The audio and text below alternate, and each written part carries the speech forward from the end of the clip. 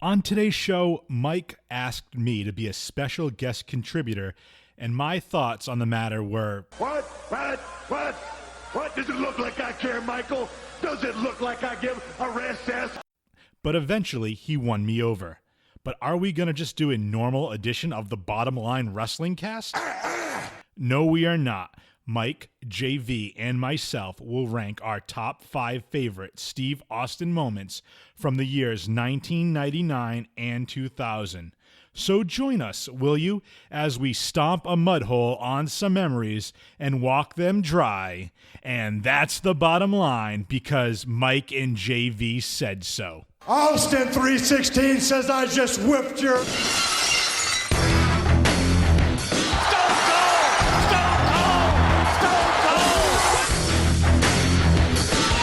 Sit there and call yourself the gorilla, yet you hee-haw out here like a jackass. What? I said shut up. You can kiss my ass. Kumbaya, my lord, kumbaya. What? And that's the bottom line, 'cause Stone Cold said so.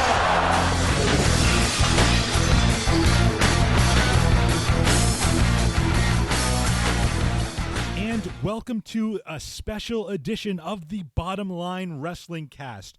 I am your host for this special edition. My name is Jay Free. You can follow me on Twitter at jfree82, but I also have a podcast called Free Your Geek. You can follow that at Twitter as well and Instagram at Free Your Geek. But let's introduce the hosts of the Bottom Line Wrestling Cast. We have Mike at Mpru83, JV at John Van Damage, and you can follow the Bottom Line Wrestling Cast on Twitter and YouTube at Bottom Line Cast. But today is a special edition of the podcast as we rank our top 5 memories of Stone Cold Steve Austin from the years 1999 and 2000. But before we get into that, gentlemen, welcome to the podcast. Thank you, Jay Free. How you doing? Good. I mean, it's your podcast, but I'm just taking the reins. No Roman, but I'm just taking the reins and going with it. So, oh come on, he's thank the you man. for doing it. He's the No, man. I had to be that guy. You got to respect him, especially after Of course I do. the recent episode of The Last Ride with the Undertaker that highlighted his match with Roman Reigns. Yeah, and he was not happy with it. Yeah, that's a great series. I don't want to go too much into that, but those that have the WWE Might be something Network, to talk about on the next special, though. Absolutely. We'll do some reviews of that, perhaps. Yeah. Excellent. But let's get right into it. So Stone Cold Steve Austin, we're getting to the point where his career is winding down. 99 and 2000, he was used sporadically. We'll get into some of the crux of that as we continue on. But let's start with we're all going to go with 5 and then go from 5 to 4 to 3, so forth and so on. So, Mike, we're going to start with you. What is in your number 5 slot for top 5 Stone Cold Steve Austin moments from 99 and 2000? All right, so before we even get to that, we should have talked about this in post-production, or pre-production rather, is that I had honorable mentions. I don't know if anybody else did honorable mentions. I did not. You did not. All right, so screw it. Listen, You you bring me in here, you tell me, hey, we want you to host, do a top 5, and then all of a sudden, as soon as I go, I launch, I do the intro, and then you throw me under the bus within 5 seconds. What a heel move, Mike. Yeah. Shit. Mike's a heel. I'm such a heel. All right, so whatever. I'm more of a jobber, but that's okay. Let's go. Yeah. Top 5. In the number 5 spot, Mike, what do you have? In the number 5 spot, it's going to be, which may come to a shock to many, but it's the actually only match I have within 99 into 2000, and it's Stone Cold Steve Austin versus The Rock at WrestleMania 15. And we covered that on episode 44, Stone Cold versus The Rock, WrestleMania 15, March 99. And that's my number 5, is that entire match. That's when Stone Cold Steve Austin wins the title for the 3rd time. It's his third title reign out of 6. And hell of a match.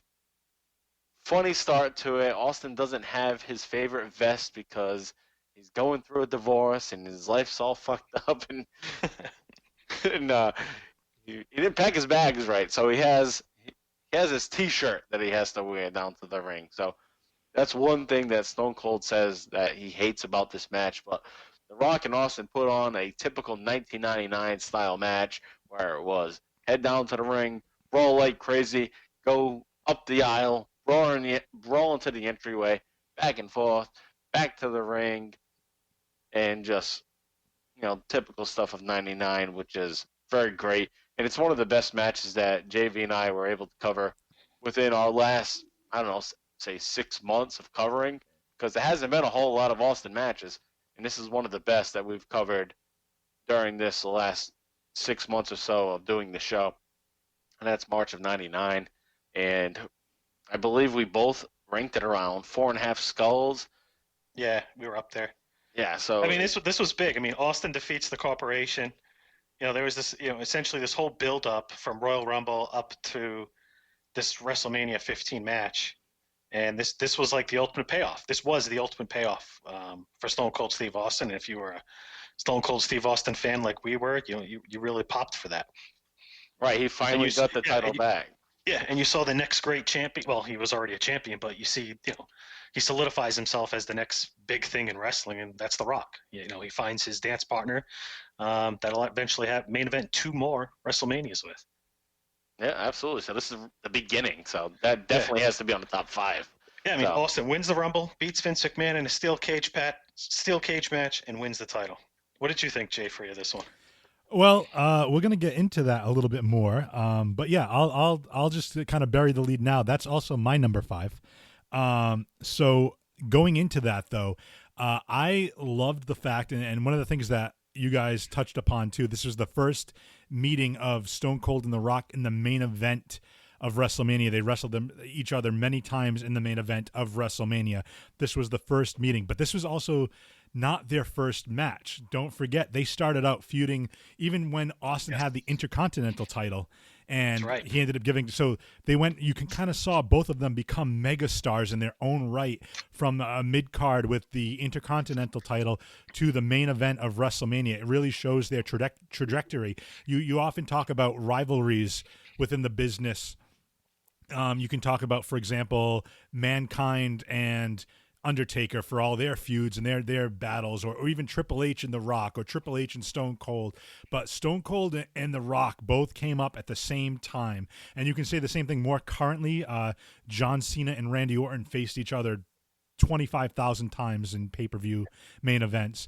But again, it was more, I felt like it was more special with The Rock and Stone Cold, because you saw them start off from almost that mid-card level, and then Austin became hot, and then The Rock became hot shortly after that. I believe it was WrestleMania 14 where Austin won his first title, and The Rock was fighting Ken Shamrock for the Intercontinental title. So The Rock was on the rise at that point, and to think about a year later, they would be fighting again in the main event of WrestleMania. I think that definitely deserves a spot on the top 5, and that's my number 5. So that's my thought on that. And that's all I got to say about that. Hey, that's a classic Austin line. That's an underrated Austin line. That's all I got to say about that. This leads into my number 5 then, right? I'm up. Yes, sir. All right, my number 5 is Stone Cold Steve Austin versus Vince McMahon at In Your House St. Valentine's Day Massacre on February 14th, 1999, which also marked the debut of the Big Show. And for that moment alone, Big Show, coming from underneath the ring, at the time being a massive free agent signing for WWF. They had actually signed him to a 10-year contract at that time. And this being the more memorable moment of this match, but a Stone Cold moment nonetheless, as he wins the match after being thrown through the cell by Big Show, at the time is Paul White actually, who costs Mr. McMahon his match. And for some reason, McMahon still continues to use him as an enforcer going forward. Right. It's so funny how he's supposed to be, like, right from the start, this big brute that's going to help Vince McMahon, and he costs him the match right away by swinging Austin out of the ring. So Austin's able to just drop out of the cage. Like, oh, thanks. Thanks for the swing, buddy. Yeah, well. So right from the start, Big Show is a joke. And we did talk a lot about that, how ironic it was. He's brought in, and then it's just laughable. Well, Yeah. I would argue the other side of that. But we'll get to that. And I'll save that for my list. Nice. But that's your number 5, and as we already mentioned, my number 5 also aligns with WrestleMania 15 versus The Rock. So we're moving on to number 4 then. So Mike, what is your number 4? All right, so for my number 4, I'm going to go to the beginning of 1999, and this was actually filmed or taped in December of 1998 rather, and this will put butts in the seats.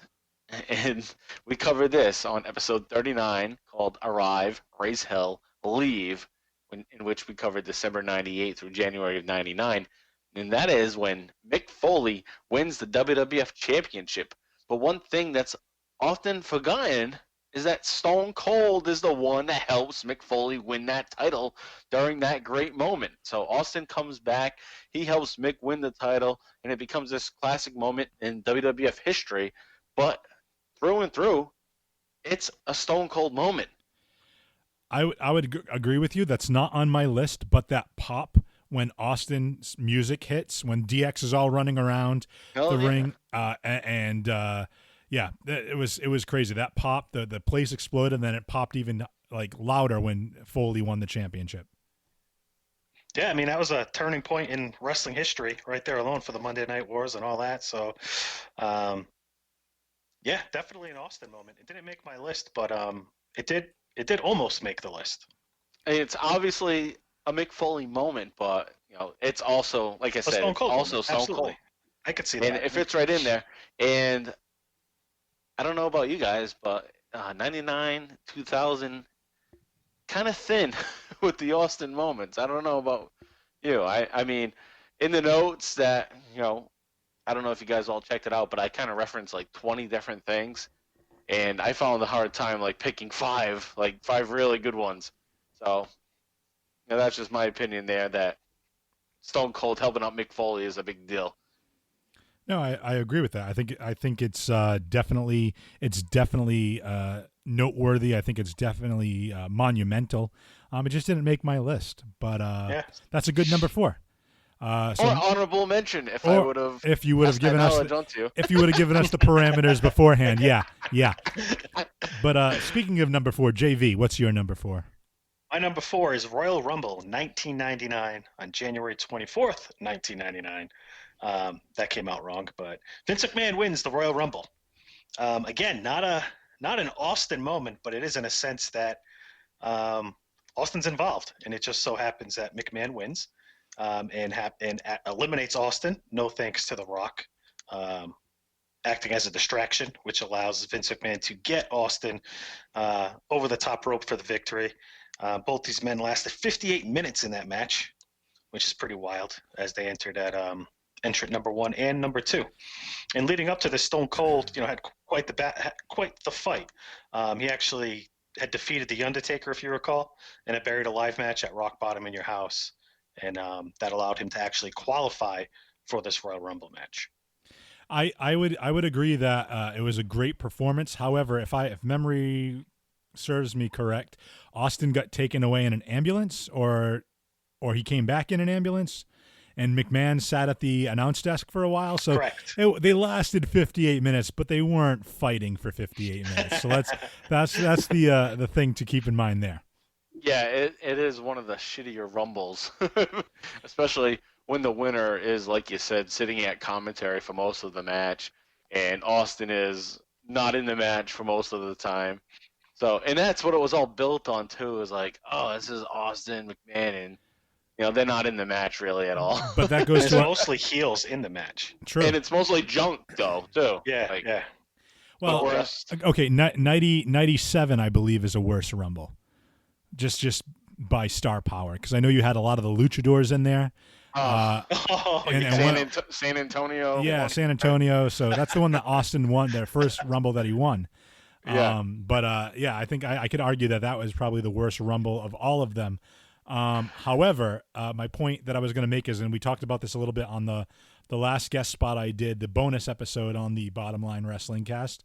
We were talking about storytelling versus actual wrestling. Like, you don't have to be the best technical wrestler if you can have, that connection with the audience. So to the point, though, yes, maybe they didn't last in the ring for the full 58 minutes, but the whole point was that they were storytelling, the method of wanting to eliminate Austin and not have him in the Rumble, and McMahon entering. So I think from a storytelling standpoint, they had everybody in the palm of their hands. From a wrestling standpoint and from how long they actually lasted in the Rumble, I think you could argue that. But I think from a storytelling standpoint, it was very endearing, and it sucked you right in. Yeah, yep, and that's why it's number 4 on my list. So moving on to my number 4, and I list this at number 4 because it's not so much a match, and it's not even that good of an angle, but there's a reason why we're doing the top 5 moments from the years 99 and 2000, because let's face it, Austin wasn't around for the majority of 2000. And why was that? Because he had a neck injury and he was getting surgery done. But what did they use to write him out of the storylines? Well, that is my number 4 moment. Survivor Series on November 14th, 1999, Stone Cold Steve Austin gets run over by Rikishi. But we don't know it's Rikishi at that point. And he did do it for The Rock, or so we're led to believe. But I just thought it was like an interesting, again, we talked about storytelling. Again, it's not just they're trying to build somebody like who took out Stone Cold. They were trying to build a new star, but they started with that whole mystery with him getting run over. And, you could have used that storyline to build up a new star that's trying to gun for Austin's spot. And we'll talk about the fallout a little bit later. But I just thought it was a cool storyline way, I get why people argue like, oh, he was advertised and you waited to the last minute to write him out. So those people that weren't in the know ordered this pay-per-view thinking they were going to get to see Austin and he got run over. And I get that, but cards subject to change. And I thought it was a unique way to write him out of the storyline. And had they followed through with it appropriately, could have built a brand new star to be, the foil in Austin's, the foil to Austin, the thorn in his side, so to speak. And we'll talk about that, the fallout, a little bit later. But that's my number 4. All right. Thoughts? Well, there is an argument to be made. I guess what you're alluding to is we will get to that later, and that is that a star was meant to be built, and that star was supposed to be Rikishi, but it didn't really work out. Well, don't they end up going all in on Triple H essentially? Well, they switch it. They switch it like 2 weeks later. I guess he's already a star, but this kind of isn't this? I forget already. But isn't this what kind of built him into the game? Because he was playing this game. I think I would argue what really made him the game is him and Foley in their hardcore matches. I believe at Royal Rumble 2000. In No Way Out. Yeah. I think the hardcore match in New York, which was the same Royal Rumble that Taz debuted, for just fun fact. But yeah, I think we'll get into that a little bit more. But let's move on to number 3. And Mike, let's go to your number 3 moment. All right, so my number 3 is going to be from Raw, episode 304 from March 22nd of 1999. We cover this on episode 43 of the Bottom Line Wrestling Cast, March to Mania, March of 99, and that's the Stone Cold Beer Bash attack on the Corporation, Mr. McMahon and The Rock. So Austin's going to show up into the arena and squirt the hell out of Vince McMahon and The Rock, and this is iconic. There's no way that this is not on your top 3 somewhere. So, I mean, you would be surprised. One of the most memorable moments in Austin's history. You would be surprised, sir. I'll all right, great. I'll put a little segue into that a little bit later. All right, cool. Well, it's definitely a great moment. One of the great lines, comes Austin's. I just love this quote, so I'm going to read it. And this comes from Austin's promo just prior to squirting the hell out of Vince McMahon and The Rock. He says, I come out here and listen to you spew your nursery rhymes. You talk about Jabroni Ave and Nolly Roll Boulevard. Jesus Christ, son, you better be serious, because Stone Cold Steve Austin is headed to Philadelphia, and he's going to check right into the SmackDown Hotel, roll right into room 316, and burn that son of a bitch down to the ground. That's fucking classic. Did you memorize that? Did you read that? I'm reading it. But All right. it's damn good. But I could if I needed to, but. What are you gonna say, Jay Free? I was gonna come in and say that you just reminded me of something. You reading that? I don't know if you folks are big on the Instagram game, but if you follow Carmella on Instagram right now, she's doing some stuff where she's imitating a bunch of famous promos from different superstars, and she actually does the Austin 316 promo. It's so cringe. It's so cringe. She's doing a lip dub, but she's got like a bald cap on, and she's got like the Austin mustache that's not quite the goatee yet. Oh, and yeah.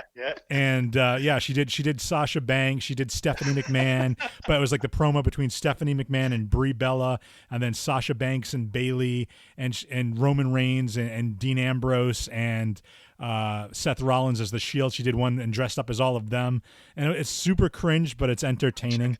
So definitely check that out. But I want to plug it because she did the Stone Cold. You reminded me of. I mean, if I had to rank you, Mike, and Carmella, I'd give the slight edge to Carmella. But that's just because she's. I knew you were gonna. Listen, she's nicer to look at. No offense, but even with a fake mustache and a bald cap. Hey, geez, like I'm still digging her. I was like, wow, she's looking good.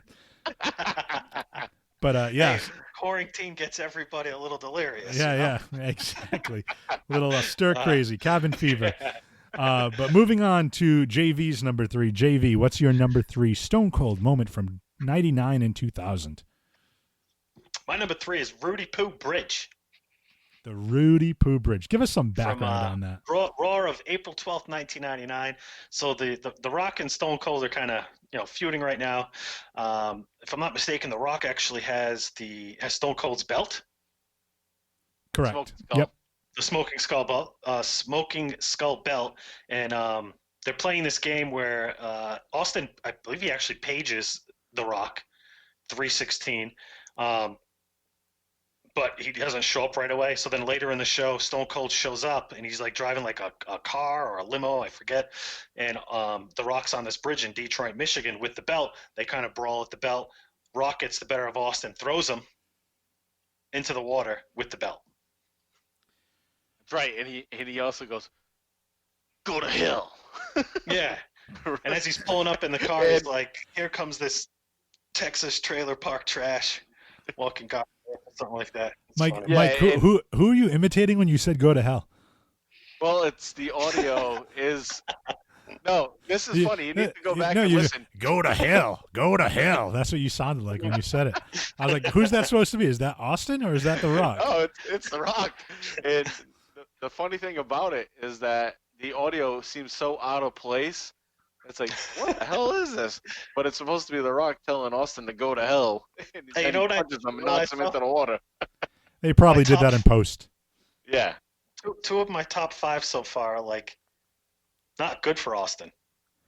But the point is, it's memorable, and Austin as the hero needs that adversity. That's true. You need the villain to be a badass and formidable in order for the hero to conquer that. It was actually Mick Foley, believe it or not, going back to Mick Foley and touching upon him real quick. He mentioned that in all of his promos and interviews, he would never put his opponent down being like, oh, that guy's a loser, that guy's a jerk, because his belief was, if he gets booked to beat me, then how good am I if I'm losing to somebody who I believe is, a piece of crap. Yeah. But if I put him over as dangerous and I beat them, that makes me look better. And if they beat me, then it just proves that they're that damn dangerous, And I'm like, that's a good way to look at it. It's a good outlook. Yeah, that's perfect. This isn't on my list, and I'm not sure if it's on anybody's list, but since you brought it up, Stone Cold does that exact same thing leading into the Armageddon 1999 Hell in a Cell match, where he just brings up everybody that's in that match against him and says that they're all viable opponents. So it goes along that line that you want your opponents to seem like a threat. You can't always just crap on your opponents. It's another way to put them over, because even if you beat them, you're putting them over as being dangerous because you're taking that threat seriously. Right, and especially Austin probably already knew at that point that he wasn't getting booked to win, so might as well put them all over because I'm losing. Right, so then inevitably when he beats them, it was, oh, look, I overcame the odds again. I'm a hero again. Yeah, absolutely. Right. But that's a great number 3. My number 3 is spanning as the parameters of this, not mentioning honorable mentions, which were brought up at the start of the recording of this, but I started with Austin getting gonna let injured. that one go on No, you. I'm not. I'm a little ticked off about that. Sorry. No, it's all good. It's all good. But no, I want to talk about a quintessential Stone Cold Steve Austin match that is probably not on either of your lists based on what I've heard about. Oh. And this takes place on November 19th in the year 2000. I know what Survivor it is. Series versus Oh. Triple H. Yes, that's a good one. So Triple H was we told you that Rikishi actually ran over Stone Cold. He did it for The Rock. It was, later on revealed to be that Triple H was the mastermind and he was the game and all that. That was the cerebral assassin part of his character, that he was coming back and, he found a way to take out Austin, but Rikishi was the patsy where, again, you could, if choosing Rikishi, whatever, if you wanted to turn him heel, but again, he was a baby face doing, the stink face type stuff, the dancing with Too Cool. To turn him heel made no sense. So they kind of transitioned that off of him to Triple H. And this led to a match with Triple H. And I didn't want to put it too much higher on this list because when I was young and watching this, I was about 17, 18 years old. And it was the first time we talk about now about some of the cinematic matches that WWE is putting on.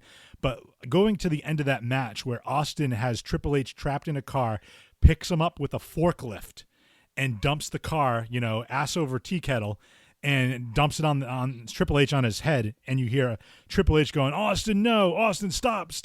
Holy shit!" And then smash, and it's just like I had never seen that before. We've seen them like it was. You could tell obviously the way the camera angles and the cut it, obviously it was very cinematic. But looking at what we have today in WWE with the Boneyard match, with the last Money in the Bank, with the Firefly Funhouse, this was also somewhat cinematic, and the fact that they did an end to a match which was a no contest, and they ended up having Austin drop Triple H from about 15, 20 feet up and flip the car upside down and try to murder Triple H for running him over. And of course Triple H was back like 2 weeks later and like nothing had happened, but Yeah. But that was that. I thought that was just like a very cool moment, something that I hadn't seen before. We've seen Austin do a lot of stuff with vehicles before, but this was the first time that we saw him actually try to hurt somebody with a vehicle. And the point you just made about when we covered this on our one of our recent just a few episodes weeks ago ago. of the Bottom Line Cast, I said the same thing. This kind of reminded me of that same moment with the forklift of what they're doing nowadays with the WWE cinematic stuff. So that's funny that you felt that. Yeah, and I mean, you can see that. You can see that, and I know you guys aren't probably going to touch upon it because it's not an Austin moment. But even with McMahon, with the limo exploding, all those types of things, the DX bus exploding, like all that stuff is like they're people that are complaining, and not even complaining, but people that are upset with it now. Look at what you had. That was the beginning of it. And it's, now with the current pandemic that we're in, you're seeing an elevated version of those cinematic moments in matches. Yep. And that's, if you're not going to have a crowd, if you're not going to have an audience, like that's probably the easiest way to do it, Next time, yeah. And taking it easy on the wrestlers' bodies. Like, I don't know if you guys watched Money in the Bank. It happened last night. Not to spoil who won, in case people are listening to this and haven't seen it yet. But it was a cinematic match, and there weren't a huge bunch of ladder bumps, because why would you need to? Why would you need a bunch of ladder bumps if the crowd's not going to be able to be there to react to it? Right, you could tell a story many different ways, like, someone's stuck in the elevator, right? Someone's in the bathroom, so for those, I'm curious to see what you guys think of it when you watch it. Let me know offline, but there's a couple of cameos. Some of them were very, very awesome, and some of them were so cringe. I love you. Yeah. That one I actually liked. And there were some weird booking choices, like not even booking, like match layout. And so just let me know. I don't want to get off track here, but that was my number 3. Was that match between Triple H and Stone Cold where he dropped him on. Stone Cold dropped him on that stack of dimes he calls a neck, while Triple H was in his Lincoln Continental or whatever he was driving. But that's my number 3. Was it? I was just spitballing. All right, so we're going to take a quick break right here, and when we come back, we'll get into our top 2 moments. So we'll be back after this break. And welcome back to the Bottom Line Wrestling Cast, special edition, the top 5 Stone Cold Steve Austin moments from the years 1999 and 2000. I am your host, Jay Free. With me is your normal hosts of the Bottom Line Wrestling Cast, Mike and JV, and we're at number 2 in the top 5 moments. So, Mike, what is your number 2 moment of Stone Cold Steve Austin for 99 and 2000? All right, so my number 2 is going to be The Rock's funeral for Stone Cold Steve Austin. And we covered this on episode 47, Backlash, April 99. And this was actually on Raw 308 from April 19th of 1999. This was the go-home show to Backlash. So we're coming off of WrestleMania, and this also is coming off of what JV had in his top 5, and that was the Rudy Poo Bridge segment. So this is just the next week. And the one thing that I thought was hilarious was the way The Rock tries to do the eh. He does the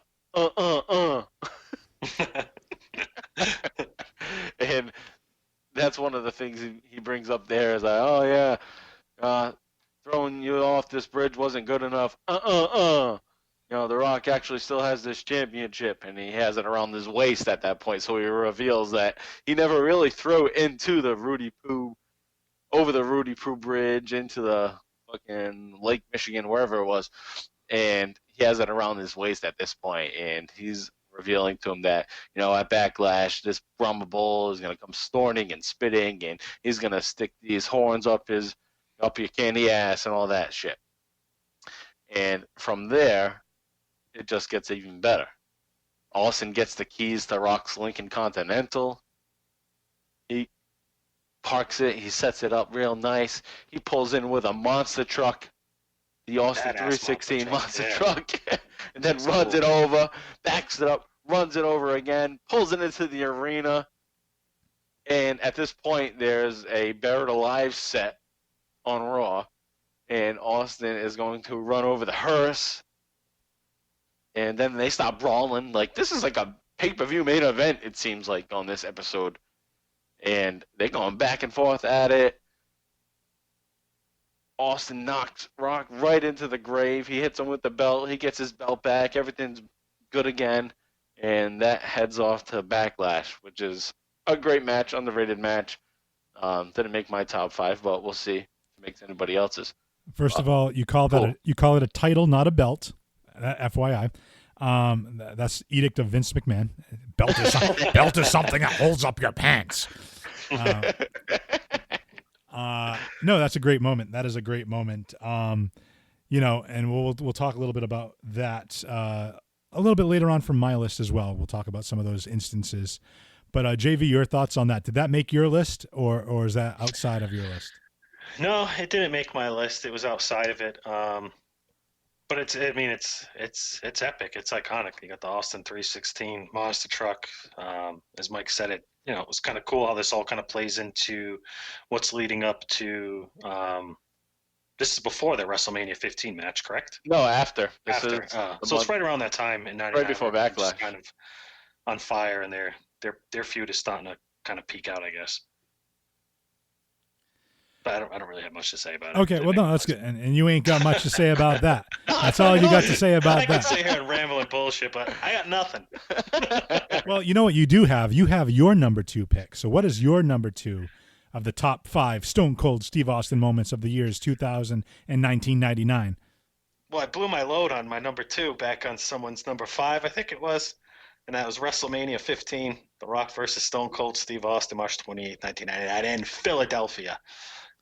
Austin beats The Rock, but at this point is really beating the corporation.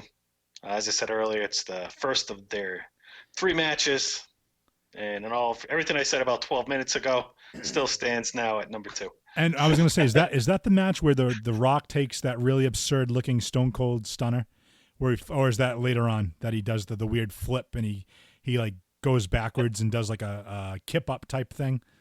I don't know if it's later. This one. That's I think later. that's the second, right? Okay, yeah. It's So later. this was the first main event. Okay. 7. Yeah, Okay. the second one we're leading up to at the Bottom Line Cast. Oh, there you go. Yeah, it's coming not too far from now. That's a segue to subscribe to the show. If you're listening to this, subscribe to the Bottom Line Wrestling Cast, because that's going to be coming up in a future episode. And it'll also be a watch-along, too. Maybe Jay Free wants to jump on board to watch that match. Hey, it may be. Just let me know. Just let me know. So we're going on to my number 2. And my number 2 is a match. And you've already touched upon it, so I'll just add a little bit. But my number 2 favorite moment is the St. Valentine's Day Massacre match. And some of the things I'll add that I kind of disagree with is I don't think the Big Show was made. He came out as Paul White, and I don't think he was made to look like a fool. I think it was just the fact that he, like, the way they were trying to tell the story is he's so strong, he's so destructive. He launched Austin with such ferocity and velocity, it knocked the cage off the hinges, and that's how Austin won. Austin won on a fluke, not by anything that he did. That's how I'd argue the Big Show thing. And the second thing I want to give kudos... All right, hold on. Let me cut you off real quick. Okay. Before we get to that second point. Do you work for Vince McMahon? I don't. But Is your name Bruce Pritchard? Yeah, I could, but you know what? You're a good salesman. You think I'm making that pitch now? Wait, see, you're burying the lead here, because my next point I was going to make. I see your point though. There, I do. Yes, well, I get appreciate it, that, and you know, you asked me if I work for Vince. Guess what? You're going to even ask that question again when I get to my second point. Vince McMahon busted his ass. He is not a trained wrestler. All those bumps that he took looked super friggin' painful. Oh my gosh. And like just like that shot, the launching from the cage to the table, all that stuff that he did, like McMahon like went out of his way to entertain the fans. That's why for me, anytime like one of these wrestlers are doing something and like, oh, this is so stupid, this is so cringe, think about what Vince like put himself in front of to do. Like, so just some of the stuff between like getting his ass kicked by Austin and getting beat up to be, you know, and granted, you know, he did some of the storylines where he all get to make out with a bunch of the divas, the women's wrestlers, but he also did the story. Yeah. But he also did the story where he had his pants dropped on national TV because he thinks he was going to get some with Tori Wilson, and he turns around pissed himself. And Linda McMahon was like looking at it. He pissed his pants. He did. So McMahon is not above making himself look foolish if he thinks it's going to further the storyline. Conversely, he's willing to put his body on the line, not being a trained wrestler, and take some of those bumps that, you know, other wrestlers wouldn't do in an effort to get Stone Cold over and to get the Big Show over and to get that match over and to entertain the fans. So I think all in all, it's, you know, it's not the best technical match. It's not even the best brawl, if you will. But for what McMahon, the training he's had and what he's done versus what him and Stone Cold were able to pull off with the Big Show coming in and proving himself to be like this like powerhouse of a bear, to like throw Austin so hard that he like breaks the cage. He takes the cage off his hinges. Austin squeaks out a win, and he wouldn't have got that win if not for the Big Show being so strong and powerful. So all in all, I think, and nothing against The Rock and Stone Cold, that was number 5 on my list. But I think to your point, 17 and was it 19 where they fight each other the next two? I think those are the two. Those are superior to the 15 match. That's why 15 was number 5, and I feel like St. Valentine's Day Massacre was more memorable, so that's why it's in my number 2 spot. I agree with that. That's why I had the match at number 5, the WrestleMania match at number 5. JV's high on it. And no, I'm not saying it's not a bad match at all, because look at the two wrestlers that are in it. But I'm just saying, for me personally, what was more memorable was Vince McMahon being the owner, millionaire. I don't know if he was a billionaire yet, but he's got this multi-million-dollar company, and he's flying off a cage. He's bleeding like a stuck pig. Yeah. He's getting his butt kicked to entertain the fans.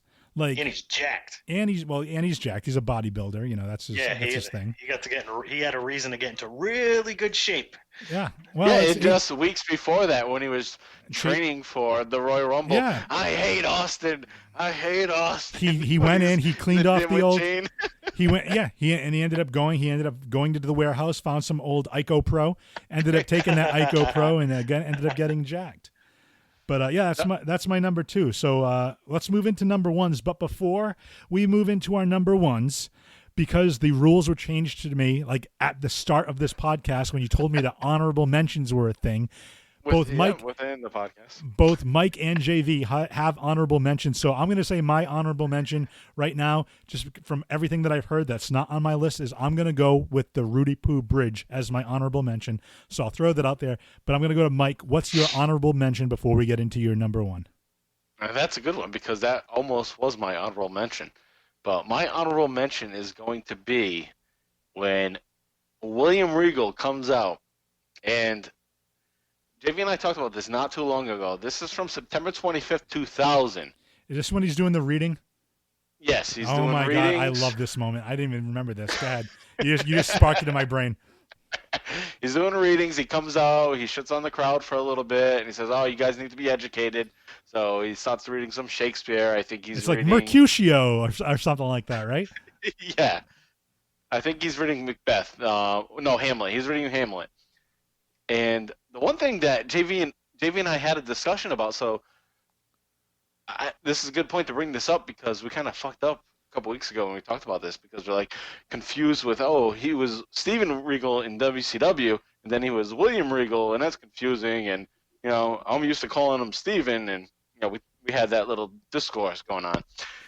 But what happens here, and I didn't realize this, and JV, I don't think you realized either, is that he introduces himself here on September 25th as I am Steven William Regal. So he uses the whole name. And then they just cut out Steven. So then he becomes William Regal. So he's one of those guys that uses his middle name as he likes to be called what his middle name is. Yeah. He's one of those But they guys. recognize Steven. And I didn't realize that the whole time for all these years. Well, that he was actually still Steven Regal. He was a man, such a man. Yes, that too. A real man's man, if you will. But now he's such a man's man that he's got two first names. So from there, anyway, he comes out and he reads. But then Austin doesn't want to put up with any of that noise of hearing Hamlet, Macbeth, or whatever it is from Bill Shakespeare.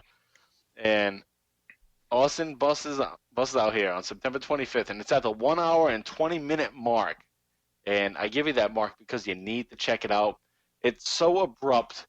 Austin just comes out. The music hits. Austin walks down to the ring, nonchalant, goes in the ring, kicks Regal in the gut, stuns him, walks out.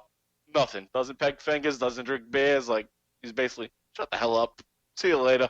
And it's just so great. It's something that Austin doesn't do really ever. Like, it's usually a huge thing, but he's at the point where it's like, shut the fuck up, guy. Stunner. Well, he arrived, he raised hell, and then he left. Yeah. That almost made you top 5. Oh, my God, yeah. Oh, no, we talked about it back on episode 64. I did it for The Rock, and I said on that episode that I literally watched it like 3-4 times back to back because it was so hilarious. And that is one segment that we don't have audio for because he didn't say anything. He just came down and kicked them. So I thought it was fitting that I bring it up here. And that's why it's on the honorable mention. Well, it's definitely memorable, and no, he snuck in. and Regal's face though too was like amazing. If you go back and watch that clip, watch Regal's facial expressions, fantastic. Oh, and also another thing, since we're going over these things, a lot of these moments, especially this one that I just brought up, WWE has been doing a series of the best of WWE, and they have an Austin one that's available on the network. It's like 3.5 hours long of just Austin moments. And it goes from 96 through 2000, most of the recent one, basically, when he showed up to Raw. So that's something you should check out. And a lot of the clips that we're talking about are all there, except, not the matches, but just the segments. So check that out. Excellent, excellent. And JV, you had an honorable mention as well, correct? I did, but I actually deleted it from my notepad at the beginning of the show, so I don't remember what it was. But I think it was Austin getting written off TV with the limo. Because I had a couple on my notepad, and then when it was mentioned early in the show that we probably weren't going to do honorable mention, I deleted him. Well, there you go. So wait. So not only is Mike.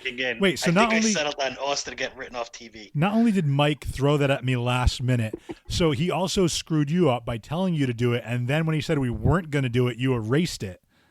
Right. I tell you, this guy is a heel. He is a heel. He comes. I literally I highlighted it in backspace. He comes off as such a nice guy when you listen to these podcasts, but he is such a dirtbag heel. You know what I gotta say? Card subject to change. Well played. All right, so let's get into our number ones. Let's get into our number ones. Mike, your top of the years 1999 and 2000. What is your number one top Stone Cold Steve Austin moment? Wow, nobody said it, so I'm thinking like everybody else is gonna say it, but maybe I'm the only one. And this was almost my number two because I thought my number one would have been in my number two, which was the Rock Funeral Stone Cold.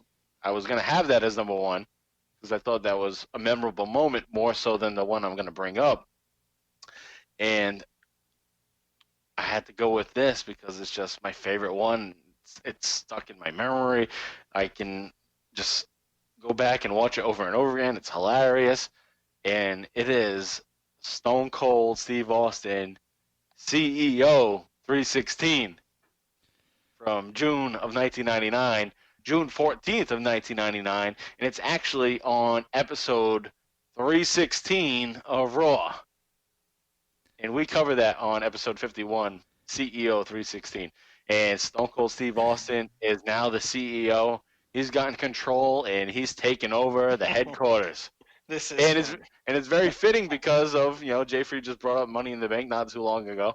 And we got a little view of the headquarters on Money in the Bank. And we see a lot of that same headquarters throughout these segments with Austin. And the building hasn't fucking changed at all. It's the same thing. Over 20 years. Even the gym is the same thing, except within the gym they have the lights, the neon lights, early 90s lights. Used to say WWF, but they got rid of the little portion of the lower F. They got the F out. Yeah, they got the F out. Yeah. So that's a classic moment. I mean, there's so many good segments there. There's the one that starts off where Austin talks to the secretary and tells her how to take phone calls. You go from there. He's like, "Where's my office?" I mean, you guys want to jump in? I don't know. He's the redneck CEO, and he's basically just turning the corporate world on its head, the corporate WWF at the time world on its head by bringing his, redneck feel to it, drinking beers and wearing cutoff shorts or whatever else he was doing with that was the new dress code. Yeah, and he has the board meeting. He's like, he's talking to the guys like, "Oh, what do you do here?" And "Oh, I'm a senior VP." And Austin's like, "Is that supposed to impress me?" Yeah. I hope so. You're fired. You're fired for looking stupid. Now get out of here. Isn't there like a twerpy guy that he forces to drink a beer?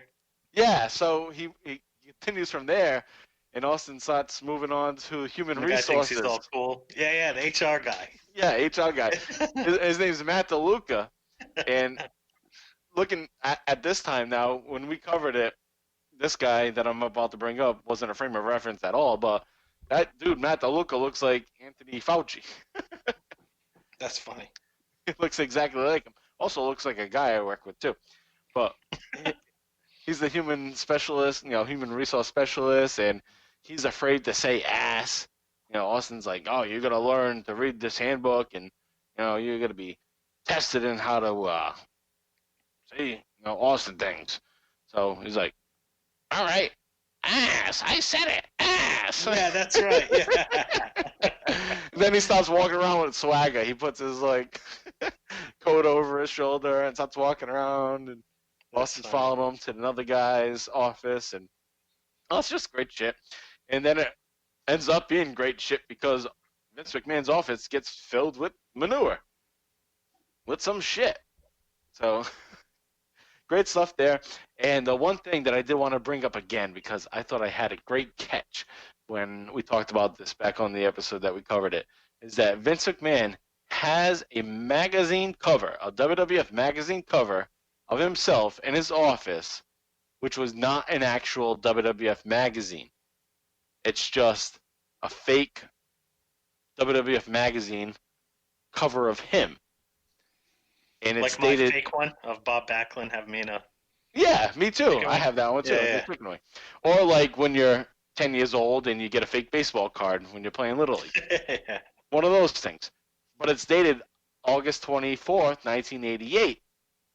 And I was saying, oh, there got to be some significance to that date because magazines aren't dated that way, especially 88, because in 88, I believe it was like bi-monthly, so it would have been like August, September. And that doesn't make any sense, so I looked it up, and that's Vince McMahon's birthday. So somebody gave that to him for a birthday present, and there it is on his wall. What a catch! And what an investigative task you took. You should be a reporter. Figuring that all out. Yeah, that's your contribution to wrestling in life. There you go. So I want to touch upon this before we get into JV's number one. This led to the ladder match, if I'm not mistaken. Correct? With the briefcase. Because Austin's is that correct? Or am I misremembering when it became King of the Ring with the briefcase for control of the company, and it was Vince and Shane versus Austin in the ladder match? Yes, and the this is my question to the investigative reporter that we just had here. Yeah, what is it? I want you to find out who raised the briefcase. Oh, come on! I want you to do your due diligence. It's probably going to be like the big boss man or something like that. But Pete Gas. Okay, there you go, Pete Gas or Rodney. It's one of them. All right, so moving on to JV's number one. JV, what is your top Stone Cold Steve Austin moment for either 99 or 2000? All right, well, this was in 99, March 22nd, 1999. Stone Cold Steve Austin rolls up to the Pepsi Arena in a Coors Light truck and drives it to the front of the ring, where you have The Rock, Shane McMahon, and Vince McMahon all standing in the ring. And we get the epic beer truck segment. Well, which, in my opinion, might be the greatest moment. Well, it is definitely one of the greatest moments in history. Here you go. For me personally, I told you earlier that we would put a pin on that because that's my number one moment as well. So yeah, let's talk about that. That's actually good. For my opinion, we've seen Austin. Austin is synonymous. Obviously we talked about the fact that he became a brawler after, his neck injury and whatnot. He was less of a technical wrestler, but then they built more storylines on him. And we saw him, drive the Zamboni and jump off the Zamboni and clothesline Vince in the ring. We saw him drive the cement truck and fill up Vince's Corvette. We saw him, as we were talking about during the Stone Cold funeral, driving the monster truck. We saw him driving all these different vehicles. None to me is more memorable than that beer truck and dousing the corporation in Coors Light. And then if you watch carefully, he actually turns the hose up to his mouth and takes a drink of it as he's spraying them. Awesome. Yeah, I mean, what is Austin? You think Austin? What do you think? Beer. Right. Austin and beer. And this is, as beer as it gets. And this segment is so great that it's going to be replicated by his biggest heel going into 2001, which is Kurt Angle. He's going to just replicate it with the milk. And that's what we call in the business a foreshadow, because that's going to be coming up in future episodes. But no, you're absolutely right. The beer is synonymous, but also vehicles. Like, think about even in 98 when he was wrestling The Rock, it was more, I believe it was the Nation of Domination version. He brought the Stone Cold Steve Austin truck and he threw D'Lo Brown, I believe, on the windshield. And, he was synonymous with the black pickup truck. And then even later, we want to talk about foreshadowing. Once he becomes Sheriff Austin, he's driving an ATV around. So he's always synonymous with beer drinking and some type of cool vehicle that he ends up driving and causing destruction with. And synonymous with drinking and driving. There you go. Don't do that at home. And as WWF and WWE says, kids, don't do this at home. Don't try this at home. And we also get swimming McMahon swimming in the middle of the ring. Beer, I didn't mention that. Fucking, that's what I really wanted to make sure we got out there. That's an iconic moment. Like, if you're thinking top Vince McMahon moments, this moment is in there just for that moment. Absolutely. Likely. Absolutely. Yeah, him, Shane, The Rock, again, going back to what I was saying, Vince is not afraid to make himself look like a moron to entertain the fans. And that's another example, another perfect example of that. Just him. He loves to entertain. He loves to get emotion out of people. That's that's just McMahon. That's who he is. That's one thing that we brought up on our last episode last week. JV and I talked about, because it was all kind of based around Stephanie and how she's breaking out as being this big heel, and she had a lot of interaction with Stephanie. And JV and I talked about how if you're a McMahon, you need to put yourself out there, because you're the leaders of the company, and what you get do, the locker room to respect you. right? You're going to get the locker room to do the things that you do. So if Shane's going to be out there taking bumps, you need to be taking the bumps. If Vince is doing it, you need to. If Stephanie's out there getting her tits squirted with mustard and beer, you might need to do that too. And if reports are accurate, McMahon reportedly, even last night, prior to last night's Money in the Bank match, tested out one of the he did one of the stunts that are performed in that match. There was that report going around yesterday morning. Interesting. Very interesting. So, Vince gets it. Well, this has been good. This is a great top 5 moments of the years 99 and 2000. Do you guys want to do any upcoming what's coming up next week? Sure. You want to talk about that, Mike? Hit him with the future proof. All right, so next week coming up is episode 72, and we are continuing January into 2001, and that is leading up to the Royal Rumble. So we're going to cover Raw from January 8th, 2001, where Stone Cold is going to get a title shot against Kurt Angle. He earned this title shot. He's going to get that there on January 8th, and from there we go on to SmackDown January 11th, and then Raw from the 15th, and SmackDown on the 18th. Those are the go-home shows leading up to the Royal Rumble. So that'll be next week, and then the week coming up right after that, we will do a special edition watch-along like we always do with the Royal Rumble, as long as Stone Cold's involved. And this is a big one for Stone Cold. That's Royal Rumble 2001. So that's what's coming in 2 weeks. So those are the next 2 episodes of the Bottom Line Wrestling Cast. And also, we have our podcast pals that we'd like to plug here, and that's Talking Taker. And Talking Taker is right around Royal Rumble season at this point, too, in their journey through the Undertaker's career. And they are covering Royal Rumble 2009 this coming Friday. So check them out, Talking Taker, one of our big supporters and pals. And also check out Booking the Territory, the Unprofessional Wrestling Podcast with Mike Mills, Hardbody Harper, and Doc Turner, where they are breaking down World Championship Wrestling from NWA, the Crockett era. And they are at December 31st, 1988. So wrapping up 1988, and that's this Thursday. And they're also coming to an end with their coverage of Smoky Mountain Wrestling. And they're doing the Smoky Mountain Wrestling Recap. It's episode 195. It's October 21st of 1995. Those episodes come out every Sunday. So check out Booking the Territory, the Unprofessional Wrestling Podcast. And another pal of ours who also created the theme of our show, Our Vantage Point. That's Joe Murata and Michael Quinn. And this week is episode 175. And this season, because every 10 episodes is a new season on their show. So this season they have a new segment. It's called Fresh Perspective. And this week they're having a fresh perspective on the impact of house shows. On their second segment, which is the Royal Rankings and the Royal Flush, this season is Tag Team Champions, WWF Tag Team Champions. So they're going to rank the best Tag Team Champions in one side and then the worst Tag Team Champions on another side. And this week is coverage of the worst. And this week they are covering 2 teams. They're going to break down. It's Miz and Shane McMahon. And they are also going to break down a team that I didn't write down. So fuck it. They're going to pick 2 teams. So there's that. And they also do a review. And they're going to review Livewire from August 30th, 1997. So check out Our Vantage Point, the OVP podcast. And also check out our friend Jay Free on Free Your Geek. Jay Free, what do you got going on? Well, thank you. That's what we call a plug in the business, and thank you for plugging my show. Yes, check out Free Your Geek on both Instagram and Twitter at Free Your Geek, and then check out our podcast, Free Your Geek, for everything geek culture.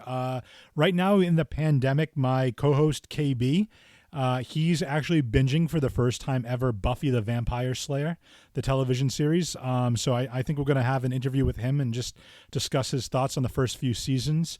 I'm also lining up some guests. My friend from California, an actor, Brittany Santiago, will be back on.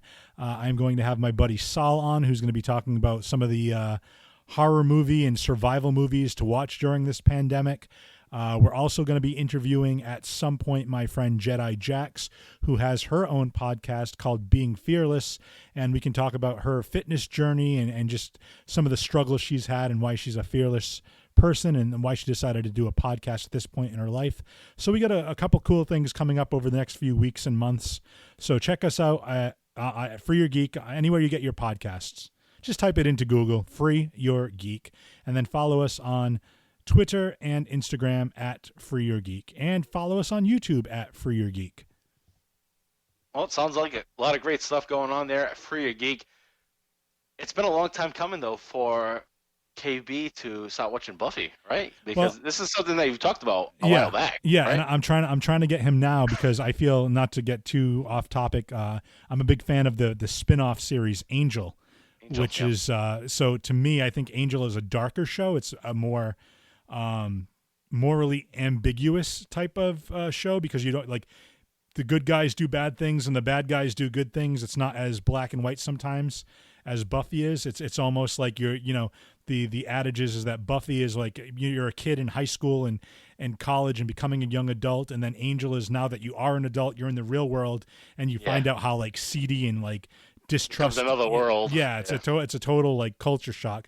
So I'm trying to get him to watch, like, 'cause now there's a lot of crossover episodes. So I'm going to be sending him a link about the watch order once he starts season 3 of Buffy. But we want to get into that. We want to get into, it's tough right now in the pandemic because all the pop culture stuff is pretty much at a standstill. So we can't really report on any news or talk about any of the new movies that have come out because nothing's happening right now. So we're trying to get creative with it. We're binging some stuff. We're playing some video games. We're trying some new video games that we haven't played before, discussing that. And then like I said, I have a couple guests lined up that are just friends of mine that I just want to be able to tell their story and just have some conversation with them. Like I said, sounds great. And I can't wait for more episodes of Free a Geek. Side question though, you still a console gamer or are you on PC? So I don't have a powerful enough PC right now, and at this particular time, I don't think I can afford to buy something a little bit more souped up. Even my podcast laptop is, bare minimum. It can't run anything. So I'm pretty much PS4 right now. But I'm very interested. Just as a quick aside, the Avengers game that's supposed to be coming out shortly, and the new Assassin's Creed. Valhalla, which is supposed to be dropping, I believe, in the fall. I can't remember off the top of my head now, but I'm very interested in those two games. I'm probably going to purchase both of those for the console, and they're coming out, I think, at the end of this month, at the end of May. They're coming out with a DLC for Mortal Kombat 11. Yes, I saw that. Which I've been like I'm horrible RoboCop. at first. Yes, RoboCop. I'm horrible at first person shooters. Right now, I got my own crew that I play Call of Duty with, and I suck. I'm always like the bottom of the list. I suck at first person shooters, but I love fighting games, and Mortal Kombat's like my jam. And the fact that they're coming out with some DLC, additional characters, more storyline, and they're going to be having a RoboCop, I'm already sold on that. So that's probably what I'm myself on the back quick. I'm a beast at first person shooters. So if you ever need a ringer, I'll be calling you. Away. Hell yeah, dude. Hell yeah. No, it's funny. I suck at first shooters, but I am playing Mortal Kombat 11. Nice. Yeah, that game is awesome. That game is awesome. I'm one of those, I don't want to like overtake this podcast, but I'm one of those people. You're the host. Yeah, but I'm one of those, I have to have that completion status where it's like when you're in Mortal Kombat and you got the crypt and you have to earn coins by fighting, and you gotta unlock Shang Tsung's thing by doing 25 finishers to every other character in a tower. I just recently completed that. It took me forever, but I found apparently one of the cheats, if you will, is you can actually set up AI for one of those characters. So I take one of those characters that just kind of like farms people with like I think who do I like Noob Saibot or somebody like that. And I just put the AI on to like constantly rush and throw and attack and special moves, and it's just I put on a tower of 25 and it just loops right through, and it does finishes automatically. So it took me like, I want to say a good, and if anybody that I work with is listening, cover your ears right now. But what I'll do is when I'm working from home, I'll boot up my system, I'll sign out like I'm not online, and I'll run that in the background as I'm doing work and just let it go through the towers. So I'm going to plead the fifth. Yeah. Games and working from home. I don't know what you're talking about. No, I have a couple of buddies of mine that I work with that I'm friends with that we used to play SOCOM Navy SEALs way back in the day. So he's a programmer where I work, and he's like, "Oh, I see you're online." I'm like, "Shit." Yeah, no, that's my girlfriend's kid playing. I'm not doing anything, Hey, easy to have an alibi. Yeah. So he's just on my name. Don't worry about it. No, he didn't want to sign in as guest. He wanted all the cool things I've unlocked. But not to drag this out, but because I'm a big advocate for gaming. And when you finish challenges like that, isn't it like a great sense of fulfillment? It's such a relief, but at the same time, I'm like, people understand that. Yeah, and that's the thing. Like, yeah, to me, it's like that challenge. Like, I'm also horrible at finishing games. Like I still have Red Dead Redemption 2 that I need to finish, and I'm like, I love that game, but I don't want it to end, so I'm hesitant to go through. Like, so it's just one of those things. So I'm always, and it's funny because I argue with my best friend all the time about games, and he's just like, oh, I just want something I can play for like 15 minutes at a time and then forget. And I'm like, dude, I'm the exact opposite. I want something. If I'm gonna drop $60 for something, I want to get my money's worth out of it. Like I'm still playing GTA. I'm still playing Fallout 4. I'm still playing, Red Dead. I'm still playing those games, and it's like I still pick up, Skyrim and go through that, and Elder Scrolls and Neverwinter and all these other like RPG games that I love, and I just love doing that stuff, and it's like I can play for hours and hours on end. Obviously I don't because I have work and other commitments, but if the occasional day opens up where I have nothing on a weekend and I got like a good like 4 or 5 hours and I got nothing else going on, I already hit the gym or whatever else, I'm like, yep, got nothing to do today. From 1 to 5, I got nothing. Might as well play some video games, and that's crack open that Mountain Dew. That's it. That's it. Nacho cheese Doritos. Isn't it so like, oh my God, so like stereotypical? But yes, absolutely, absolutely. Yeah, I don't do that, but it is a stereotype. I feel like Jay Free. I feel exactly the same way with Red Dead. I don't play video games often, but Red Dead is a game that I could just put on, and I don't even want to accomplish anything. I just want to fucking ride the horse, right? And take a stroll and just be peaceful. Like if something happens, all right, I'll deal with it. But I don't even care about doing any missions. Well, like I just don't want it to end. Go around. Like that's what I love about games is like when somebody develops. And actually, you watch this. I'm going to segue it back to wrestling here in a second. No, I actually love when the storylines of the games, they put so much time and effort into telling a compelling story. Because again, I don't need the best graphics. I don't need, I just want a compelling story that I enjoy playing, which is similar to what we were talking about with wrestlers, that they don't need to have the best technical moves and all this other stuff to put on this 5-star classic match. All I want is to be able to watch the match, watch the action, watch the storyline, watch the interactions, and feel something and enjoy it. So no, I'm with you there, dude. That's I agree, 110%. Hey, we talked about that on the bonus. Is right? That it's about the story. It's I'm more of a technical. I'm more of a competitive gamer nowadays, but when I do play single player, it's all about the story. It don't matter about the graphics. I can look past graphics as long as the story is compelling and sucks me in. Right. And we're getting to the point where the graphics are going to be like second to none as with next gen systems coming out. So get to the point where I don't appreciate a game as much because it's too real. Right. I'd rather go back and play fucking Mega Man. Right. Right. To actually feel like I'm playing a video game. Well, speaking of taking it back, let's take it back. So let's take it back and wrap this up. Go ahead. What were you going to say? Yeah, one last podcast plug though is for ourselves, and it's not of course. The Bottom Line Wrestling Cast, which you're already tuned into the Bottom Line Wrestling Cast. Well, if you were going to let me finish, I was going to say let's bring it back to this podcast, but you just so rudely interrupted me. Oh, Hail Mike. Jay Free is a ball buster. What? And that's fine. But what? Take over. Do it. What? What? Okay. No, go ahead. Plug your little rinky-dink podcast. Oh. That was the worst Stone Cold impersonation. Go ahead. No. Let's plug the Bottom Line Wrestling Cast. Let's do that. No, not the Bottom Line Wrestling Cast.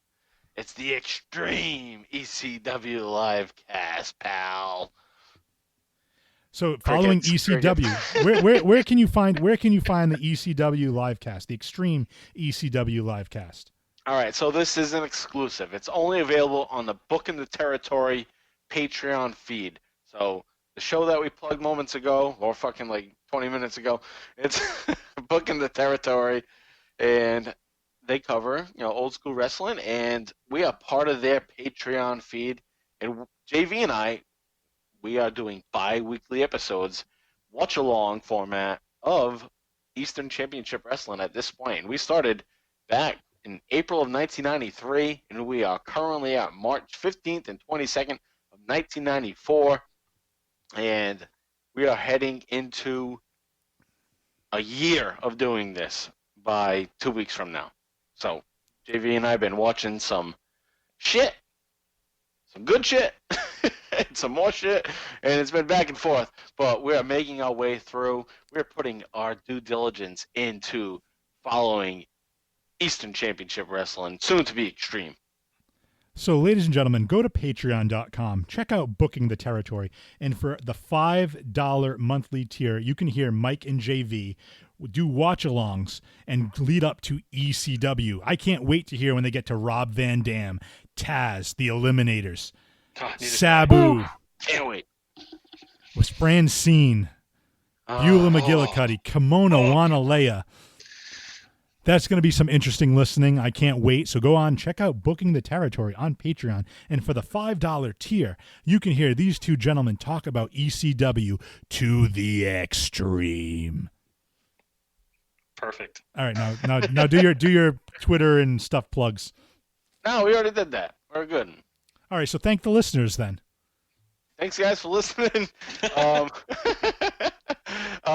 Jay Free, last time you were the host, you shit on me about my sign-off, so you're going to sign off. Am I going to sign off? Yeah, you're going to sign off. Okay. We're doing the sign-off now? You don't prep me for this. You don't prep me for this, and you want me just to go. Okay, fine. So, ladies and gentlemen, today we gave you our top 5 Stone Cold Steve Austin memories from the years 1999 and 2000. Mike, JV, and myself, Jay Free, just stomped a mud hole in your ass and walked it dry on the Bottom Line Wrestling Cast.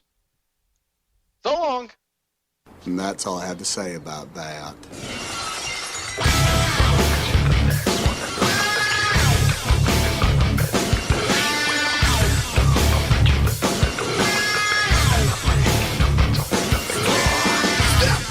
You're the next one and I'm gonna kill you. Don't believe it, but I'm betting that you will. Stop, no, I'll let you live a little bit with the pain that I bring. You know it's only the beginning.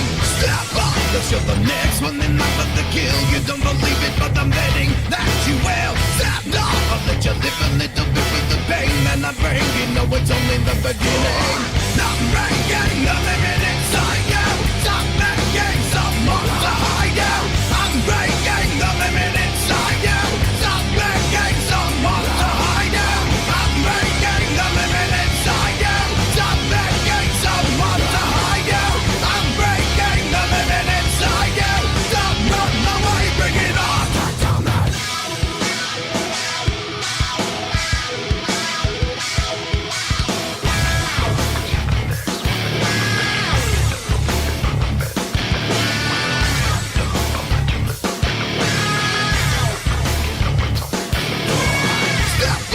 You're the next one and I'm gonna kill you. Don't believe it, but I'm betting that you will. Stand up, I'll let you live a little bit with the pain that I bring. You know it's only the beginning.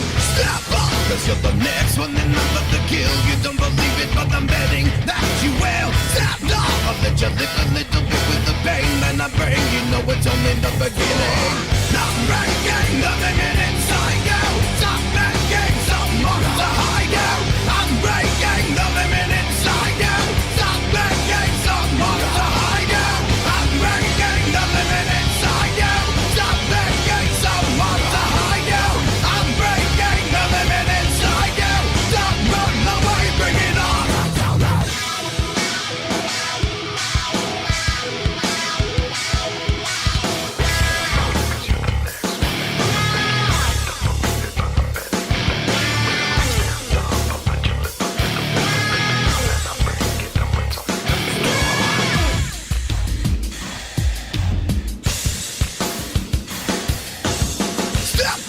till the next one and nothing to kill. You don't believe it, but I'm betting that you will. Stand up, I'll let you live a little bit with the pain that I bring. You know it's only the beginning.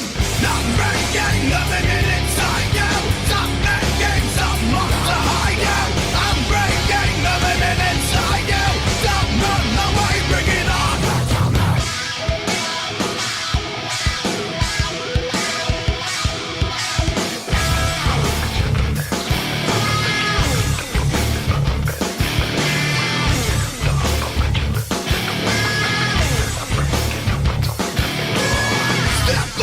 Till the next one and nothing to kill. You don't believe it, but I'm betting that you will. Stand up, I'll let you live a little bit with the pain that I bring. You know it's only the beginning.